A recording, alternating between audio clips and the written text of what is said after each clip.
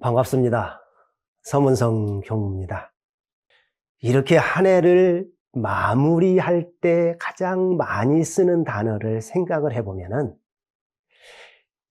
올 한 해는 참 많은 일도 있었다. 그리고 많은 어려움도 있었다는 그런 의미의 다사다난이 아닌가 하는 생각을 하거든요. 올해는 어느 해보다도 코로나19로 인해서 더욱더 그 말이 실감되는 그러한 한 해인 것 같아요. 우리만 그런 것이 아니고 아마 어린 아이들도 더 그럴 것 같아요. 그래서 모두가 이렇게 참 어려움도 많았고 또한 다양한 변화도 있었던 이 한 해를 마무리 이렇게 하면서 아마 많은 사람들이 아니면은 뭐 대부분의 사람들이 올 1년을 이렇게 돌아볼 수밖에 없는 그러한 이러한 시기가 아닌가 하는 생각을 해보거든요. 그래서 저희들은 이러한 한 해를 돌아보면서 여러 가지 일들을 하죠. 개인적으로 또한 교당적으로 교단적으로도 마찬가지거든요. 한 해를 돌아보면서 참회 반성도 하고 참회 반성 법회도 보고 또한 참회 반성의 기도도 하고 또 개인의 취향에 따라서 한 해를 돌아보면서 참회 반성해야 될 일 하나하나를 새겨가면서 108배 절도 하고 어찌 보면은 신앙인으로서 수행인으로서 당연한 일일 수 있지만은 너무나도 아름다운 또한 거듭남의 좋은 기회이기도 하거든요. 저는 거기에 한 가지를 더 조금 플러스해서 다 하시는 이야기고 다 하시는 일이지만은 이렇게 하면 어떨까 하는 생각을 해봅니다. 참회 반성에 바탕을 해서 올 1년을 돌아보면서 은혜로웠던 일, 감사해야 될 일, 또한 감사했던 일에 새겨보면 어떨까? 그래서 감사의 기도들을 올리고 또한 은혜로움에 대해서 다시 한번 느껴보고 감사의 법회도 보고 또한 감사할 일을 찾아보고 감사할 일을 찾아보려고 하면은 많을 것 같은데 쉽게 떠오르지 않더라고요. 처음에는 쉽게 떠오르지 않는데 하나 둘 꽂다 보면은 그 가지수가 상상할 수 없을 정도로 많아지더라고요. 그래서 결국은 1년 자체가 전부 다 은혜로움으로 다가오고 감사할 일로 다가오는 걸 느낄 수 있거든요. 그렇기 때문에 대종사님께서 이 세상은 없어서는 살 수 없는 은혜의 관계, 즉 감사해야 될 일로 가득 찼다 말씀해 주신 것이 아닌가. 이제 그런 생각을 해봅니다.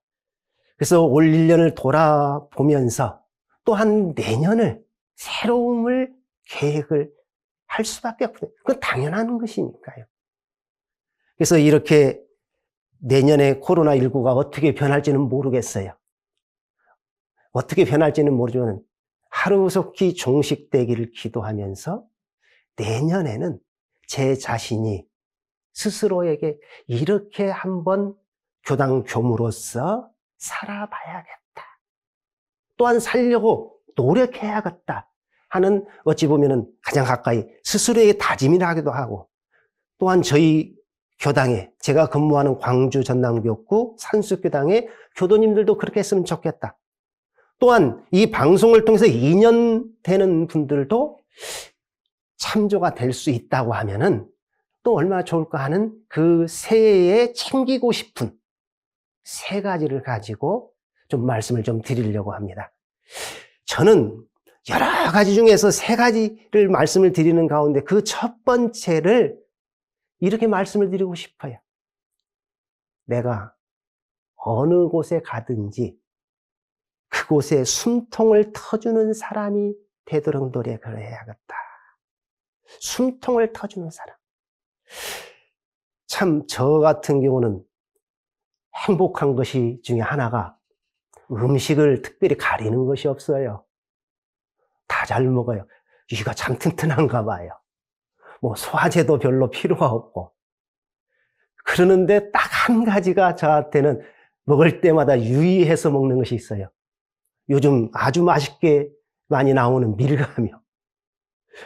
뭐 사람들은 그렇게 밀감이 어때서? 근데 어떠한 거친 것을 먹어도 괜찮은데 이 밀감만 먹으면 그 밀감 안에 얇은 막이 있잖아요. 그것만 먹으면은 딱 얹혀버려요. 왜 그런지 저도 지금도 모르겠어요.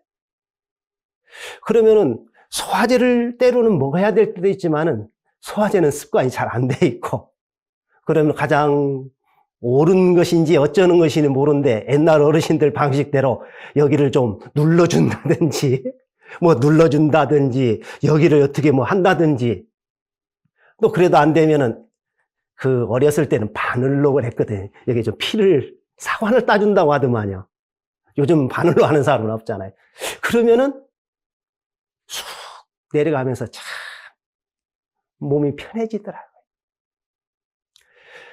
우리가 살아가는 데 있어서 하루를 놓고 봐도, 한 달을 놓고 봐도, 1년을 놓고 봐도, 일생을 놓고 봐도 막힐 때가 분명히 있을 겁니다. 그때 내 자신은 무엇으로 그 숨통을 틔웠는가도 한번 돌아볼 수도 있고, 또한 그것을 발판으로 해서 내가 나가야 할 길을 바르게 나갈 수 있는 하나의 무엇인가를 찾지 않을까. 그와 동시에 내가 함께하는 곳에, 또한 내가 속해 있는 곳에 나는 그 단체의 그곳에 숨통을 틔워주는 그러한 역할을 하면 얼마나 좋을까. 이 나라도 마찬가지일 것 같아요. 이 나라도. 그러면 숨통을 틔워주는, 그럼 어떻게 해야 되냐? 바늘로 꾹꾹 찔러야 될 것인가? 어찌해야 될 것인가? 생각을 해보면은 여러 가지 중에 저는 좀 품어줬으면 좋겠다는 생각이 들어요. 품어줬으면 좋겠다. 따뜻하니 품어준. 그런 어찌 보면 사소한 것 같지만은 무엇과도 바꿀 수 없는 그러한 기운이 느껴지지 않을까. 원불교 3대 종목사님이신 대산 김대거 종사님께서 제자들에게 이런 말씀을 해주셨어요. 그대들은 휴지통이 되어라. 대산 종사님의 수없는 47년부터 보위에 오셔서 30년이 넘는 동안에 수많은 법문을 설해 주셨는데, 저는 이 법문에 어찌 보면 뒤통수를 탁 맞은 느낌이 들거든요. 그래, 휴지통이. 그런데 휴지통을 보면은 어때요? 좋은 것은 좋은 것대로, 또한 거친 것은 거친 것대로 가리지 않고 다 받거든요. 다 받으면서 받았다는 상이 없거든요. 받았다는 상이 없어요. 각자 휴지통이 가정에 없는 집이 없거든요. 제가 쓰는 방에도 휴지통이 있어요. 그 휴지통을 사용하는데 제가 별로 좋지 않은 휴진 것을 휴지통에 넣었을 때 휴지통이 싫다고 하면 어땠을까? 발로 툭 필요 없다고 차버리든지 아니면은 교체를 해버리겠죠. 우리가 살아가는 데 있어서 그대로 좀 품어주는, 받아주되 상이 없는 그런 휴지통과 같은 한 해에 한 걸음 한 걸음이 되면 얼마나 좋을까. 그러면은 그것이 머무는 곳에 바로 숨통이 터지지 않을까. 원불교 과거의 교도님 중에서 여타원 김지원행 교도님이 계셨어요. 그분은 서울에 사시다가 부군인이 대구로 발령을 받았어요. 은행에 근무를 하셨다고 그래요. 아마 지금은 대구로 발령이 받았으면은 뭐 KTX도 있고 교통수단이 좋으니까 출퇴근은 안 되더라도 일주일에 한 번씩 이렇게 오고 가고 하기가 쉽잖아요. 그지만 그때 당시만 해도 그것이 어려우니까 가족이 다 이사를 대구로 했다고. 그래서 여타원 김지원행 교도님은 대구 교당회를 다니시게 돼요. 그때 당시에 대구 교당 교무님이 누구냐 하면은 항타원 이경순 교무님이시죠. 이경순 교무님께서 대구 교당의 교무님으로 계실 때 총구에 계시던 육타원 이동진화 선지님이 대구 교당에 가셨단 말이에요. 대구 교당에 가셨을 때 항타원 이경순 교무님께서 여타원 교도님과 인연을 맺어줘요. 그래서 여타원 교도님은 육타원 이동진화 선지님을 어머니 겸 스승님으로 모시게 돼요. 이게 모녀지간을 맺어준 것이죠. 그때 당시에 육타원님께서 여타원 교도님께 이런 말씀을 해주셨다고 그래요. 친가와 시가가 16남매였다고 그래요. 지금 생각을 하면은 말 그대로 고개를 잘래잘래 흔들지만은 과거에 한 가정에 6, 7, 8은 보통이었어요. 사실 저도 6남매거든요. 근데 많은 줄 몰랐어요. 그러지만은 친가와 시가 그 개념은 또 달라요. 그 16남매가 의지하고 살 그러한 상황이기 때문에 얼마나 복잡해요. 그러니까 육타원님께서 16남매의 휴지통이 되어라 그러신다. 그 말씀을 받들고 그때부터 16남매에 관련된 걸 다 휴지통이 받아주듯이 받아주셨다. 그 받아주다 보니까 16남매가 16남매로 끝나는 것이 아니고 주위 인연들에 있는 것이 다 이렇게 받아들인 보자기처럼. 그것이 여타원님의 신앙의 표준이 되고 수행의 표준이 되고 16남매의 휴지통이 돼서 받아주던 것이 주위의 인연으로 더 나아가서는 모든 사람들하고 관련돼서 다 품어주는 그러한 공부를 하신 결과 제가 교도님으로서 종사에 오르는 그러한 법이가 되거든요.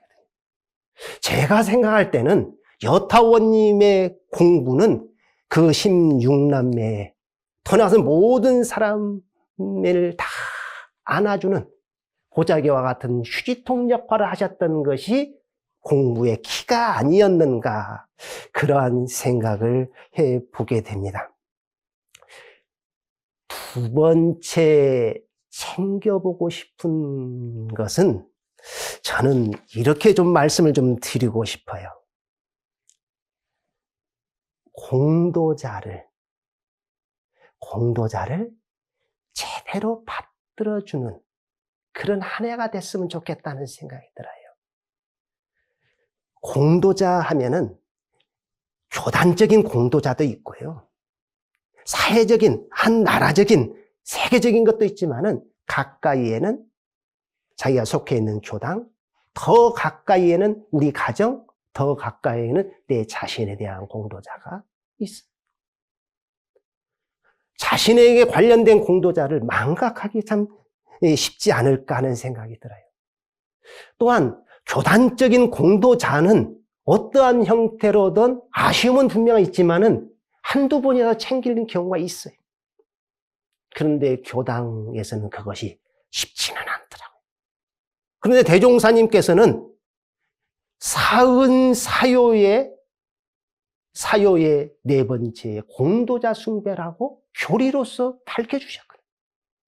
과연 얼마나 숭배라는 거예요. 왜 제가 이 말씀을 드리냐 하면은 이 코로나로 인해서 굉장히 어려운 지금 시기를 맞이했어요. 어찌 보면은 간혹 이야기를 해보면은 한 3년 안에 종교들이 반토막이 날지 모른다는 위기감에 그럴 수도 있겠다는 생각이 들어요. 그러면 지금 무엇을 할 것이냐? 근본을 돌아봐야 돼요. 가까이 있는 사람을 우리가 나에 대한 공도자도 하나 제대로 챙기지 못하면서 과연 어떻게 앞으로 나갈 것이냐? 어떻게 나갈 것이냐? 뭐라고 할까? 교당에서 공도자, 교단에서 공도자를 챙겨보려고 하면은 연세가 많이 드신 분들이 많아요. 연로하신 분들이요. 또 열반하신 분들도 계시고요. 어떠한 개인적인 사정으로 인해서 교당과 멀어진 분도 계셔요. 멀어진 분들. 그러는데 그분들을 위해서 챙길 수 있는 선까지 한번 챙겨봤으면 좋겠어요. 챙기는 건 뭘로 챙기냐? 물질로도 챙기는 게 중요한데 그거에 앞서서 그분들을 위해서 감사의 기도 한번 올려줬으면 좋겠어요. 감사의 기도. 그분이 누군지 모르는 경우도 있어요. 그러면은 인연을 통해서 전해주기도 하고 그렇게 해서 거기에서부터 기초로 해서 다시 종교 본연의 모습을 찾을 수 있는 아주 중요한 그러한 원년이 되지 않을까. 그렇게 한다고 하면은 코로나19가 감사로 돌아올 수도 있겠다. 그래서 저는 간혹 코로나19 선생이라 이렇게 표현을 하거든요. 그런데 코로나19도 보면은 다 가기를 바라거든요. 그런데 꽉 붙잡아 놓고 가기를 바래요. 내가 가려고 코로나19가 해도 내가 지킬 건 안 지키면서 가기를 바라는 그러한 것이 내 자신에게는 없는가. 그런 생각을 또 어찌 보면 좀 깽뚱하니 인 것 같지만 말씀을 좀 드리거든요. 제가 사는 교당에 그 창립주 교도님이 계셨어요. 성타원님이라고 이제 계시거든, 지금요. 왜 계셨었냐고 말씀을 드리냐면은 건강하고 가정사정으로 인해서 오랫동안 교당회를 10수년 동안 못 나왔어요. 교당을 차려낼 때는 굉장히 어렵게 해서 교당을 내셨거든요. 넉넉해서 낸 건 아니거든요. 그 신심 하나로 내셨거든요. 공부심 하나로 내셨거든요. 대종사님 법을 전하겠다는 일념으로 내셨는데 가정 사정과 또한 건강, 교통사고로 인해서 교당을 나올 수 없는 기간이 굉장히 오래되는 게 많은 사람한테 잊혀져 갔어요. 우연히 그러한 사정을 저도 알게 되었어요. 그래서 제가 그분을 위해서 해줄 수 있는 것이 참 찾아보니까 없더라고요. 집이 어디 있는지도 모르겠고 전화번호 아는 사람도 없고 좀 가까웠어요. 그런데 우연히 저희 교도님 집에 가끔 미용실에 온다는 것을 알고는 그 이야기를 들었어요.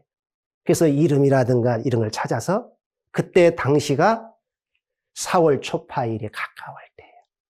그래서 내가 해줄 수 있는 것이 무엇인가 찾다가 그 창립주 성타원님을 위해서 기도 기간에 공도자로서 기도를 올려주고 등불을 밝혀줬어요. 아무 조건 없이 저는 했는데 그 이야기가 들어가게 되죠. 그것이 기원이 돼서 다시 나오게 되더라고요. 그래서 지금은 코로나로 인해서 거리도 멀고 건강이 해서 지금 잠깐 쉬는데 교당에 나오는 것이 또한 도반들과 함께 교당에 나와서 법회보고 신앙 수행하는 것이 가장 큰 낙이라고 합니다. 그래서 멀리가 아니고 가까이에서부터 이렇게 좀 챙기는 그러한 시간이 되면 어떨까. 이렇게 선진님들께서 아무리 잘해 놓으셨다고 해도 들어오는 후진이 없으면 선진님들의 공덕은 어떻게 되겠냐. 대종사님께서 원불교 최초의 기념총회가 언제냐면은 12년간을 결산한 13년에 제1대 1회 기념총회거든요. 그때 당시에 기념 법문으로 대종사님께서 해주신 법문이 교단품 이장어 법문이에요. 그 2장의 본문을 받들어 보면은 여러 가지 내용이 있습니다만은 선진과 후진 오늘 이전에가 선진이고 오늘부터 나오면 후진이고 항상 그럴 수밖에 없잖아요. 그 현 시점에서 또한 넓게도 볼 수가 있겠죠. 그러지만은 대종사님께서는 선진과 후진이 서로 감사하면서 업어서라도 이렇게 표현해 주셨더라고요. 업어서라도 선진을 받들고 또한 후진을 영접해야 된다고 그랬어요. 선진이 없는 후진, 후진이 없는 선진, 생각할 수 있는 자체가 아니잖아요. 그 종교의 문이, 사람들이 종교의 문이 있어서 문턱이 없다고 그래요. 그런데 제가 봤을 때는 종교 문턱처럼 높은 데가 없어요. 종교 문턱이 굉장히 높습니다. 문턱이 없기 때문에 높아 더. 처음에 저도 학생회 때 교당을 가니까 어떠냐면은 뒤에 앉아 있었거든요. 뒤에 쭉 앉아 있는데 저 앞에 있는 사람도 딱 쳐다보는 것 같아. 어색해요. 어떠한 단체도 처음에 갔을 때 편안하기가 쉽지 않아요. 그런데 거기에서 한두 사람이라도 말 한마디에 따뜻하게 해주고 손 한번 잡아주고, 요즘은 손 잡으면 안 되겠네요. 빨간 미소 한번 띄워주고, 그럴 때 거기에서 어떠한 마음이 나냐, 어색한 마음이 사르르 녹아지면서 그곳에 정착할 수 있는 아주 중요한 기회가 되더라고요. 선진을 제대로 받드는 것은 그분들을 제대로 받들고 공도자를 제대로 숭배하는 것으로 끝나는 것이 진정한 공도자 숭배가 아니라는 거죠. 거기에 그분들의 공덕이 더욱더 드러나게 해주려면 새로 들어오는 후진들을 어떻게 이어주느냐. 이어주는 데는 따뜻하게 챙겨주는 그것이 가장 좋은 것 같아요. 거창한 것보다도. 모르는 사람들하고 이야기할 때 좀 따뜻해지기가 쉽지 않거든요. 또한 처음에 온 사람이 모르는 사람, 특히 종교문에 있는 사람들은 와가지고 모르는 것을 물으라고 할 때처럼 참 말 그대로 쉽지 않은 것이에요. 알아야지 실은 묻거든요. 그렇게 어색할 때 좀 따뜻하니 좀 맞이해 준다고 하면은 어떨까? 교화에 있어서는 제가 봤을 때는 묘약이 딱 한 가지인 것 같아요. 챙기는 방법밖에 없는 것 같아요. 챙기는 방법. 그 다음에 수행에 있어서는 1차 첫걸음이 좀 멈춰보는, 이 멈춰서 챙겨보는 그걸로써 하는 해를 맞이하고 보낸다고 하면 어떨까 하는 생각을 해봅니다. 그리고 세 번째는 원불교에 입문한 사람은 다 연원이 있어요. 나를 이끌어준 연원. 사실 그 연원만 연원이 아니죠. 가정에서도 마찬가지고요. 사회에서도 마찬가지고 연원이 다 있거든요. 그 종교가에서는 연원을 확실하지 하지 않으면은 그 뭐라고 하냐면 맥 떨어졌다고도 표현해요. 신맥과 같은 거예요. 신맥과 같은 거예요. 병원에 입원을 해보면은 아침으로 와서 간호사가 손목을 딱 잡잖아요. 예뻐서 잡았는가는 모르겠어요. 그러지만 왜 잡아요? 맥이 어떤가? 맥 안 띄면 어떻게 가야 되잖아요. 연원에 소홀히 하면은 종교가에서는 맥떨어진 것과 무엇이 다르겠느냐. 거창하니 생각할 수 있지만 그 다 이 시간에 말씀을 드릴 수 없고 그냥 나를 교당에 인도해주는 입교 연원, 여기까지만 한번 생각을 해보고 싶어요. 저도 입교 연원이 있거든요. 어찌 보면은 그때 당시는 입교 연원이 좀 애매하다고 할까요? 학생회를 보는데 같은 반 친구가 우리 원불교 한번 가볼까? 원불교 뭔데 물어보지도 않고 그러게? 네, 그랬어요. 그래갖고 교당에 다니다 보니까 입교가 됐어. 저도 몰랐어요. 나중에 입교 연원이 잘못된 것 같아요. 그래서 나를 처음에 원불교로 학생회로 데리고 갔던 사람이 누군가를 알 기억이 없어요. 오래돼서. 그래서 같은 반 친구가 서희가 출가를 했어요. 이진수 교무라고 하는 친구하고 곽진영 교무라고 하는 그 친구가 있어요. 그래서 이진수 교무한테 자네가 나 데리고 갔는가 했더니 아니라고 하더라고요. 그래서 곽진영 교무한테 나 데리고 갔었는가 그랬더니 그때 그랬어. 그래서 그럼 자네가 연원이네 해서 연원을 수정을 했어요. 그 친구가 없었다고 하면은 학생의 인연이 안 닿을 수 있었을 것 같아요. 학생의 인연이 안 닿았었다고 하면은 오늘날 이 자리에서 제가 카메라 앞에서 설교할 그럴 기회는 있었을까요? 그건 물어볼 필요가 없잖아요. 없었으리라고 생각을 하거든요.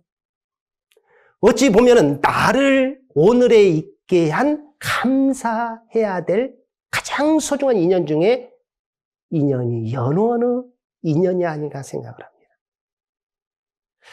제가 저희 산수교당에서 교도님들에게 몇 년 전에 여쭤봤어요. 연원들 기억하세요? 다 기억을 하시더라고요. 그러다 보니까 이야기꽃이 피어요.